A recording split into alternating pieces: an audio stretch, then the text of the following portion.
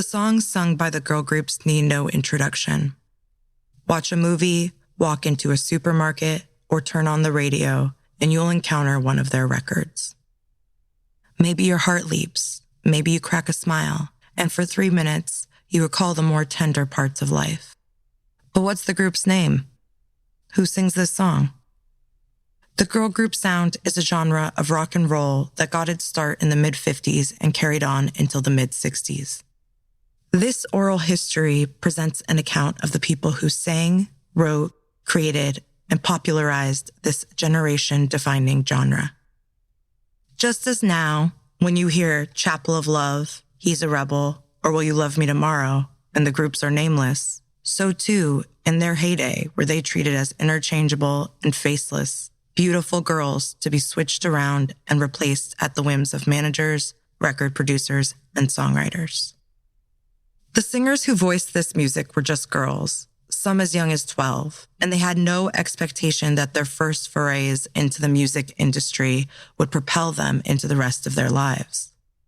The very youthfulness and innocence essential to the girl group sound also left these young women particularly vulnerable to be used, as women often are, to serve the purposes of the powerful. When people discuss the song, Will You Love Me Tomorrow, from which we derive the title of this book, the women who sang it, Shirley Alston Reeves and her group, the Shirelles, are rarely spoken of.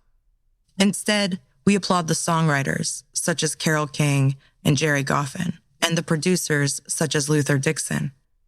Granted, King and Goffin and Dixon are significant talents, but Shirley's performance, marked by its deftly applied vocal wavering, echoed the openness and rawness of the subject. The Shirelles voiced a song that became an anthem for a generation and for a nation coming into its own adulthood. And yet, the Shirelles, and maybe even the girl group sound itself, are at risk of erasure from the canon of pop music history. Maybe if they had lived in another era, the women of the girl groups would have been valued differently.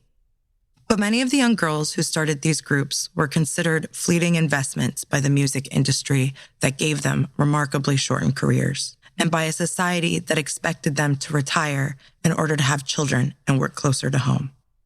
Even when remembered, the genre as a whole is often dismissed.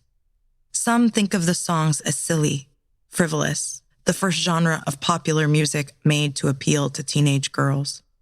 Many of those who have seen success post-girl groups have chosen to distance themselves from their early starts in this genre.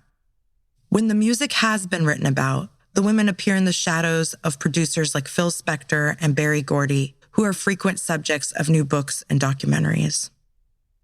In many of those accounts, even the most famous women of the sound, such as Diana Ross or Ronnie Spector, are caricatures, vehicles used by men for their grander achievements. The women of the girl group sound don't often come up in conversations about feminism, but their influence in culture and music continues through to today. The women of the girl group should be celebrated, their contributions acknowledged. Hundreds of notable girl groups recorded during the girl group era, and we wish we could cover every one.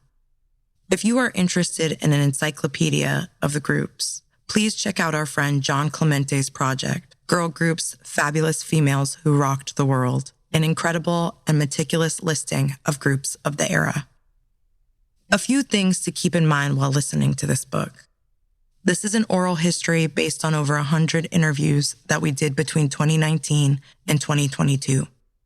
Only in rare cases when someone was unavailable have we used interviews from other sources. The individuals in this book are recalling their own personal histories, and people remember things differently. Each speaker represents only their own perspective. We are humbled by the stories entrusted to us, and we have not included stories that were passed along in confidence or secondhand accounts of events that are not public knowledge.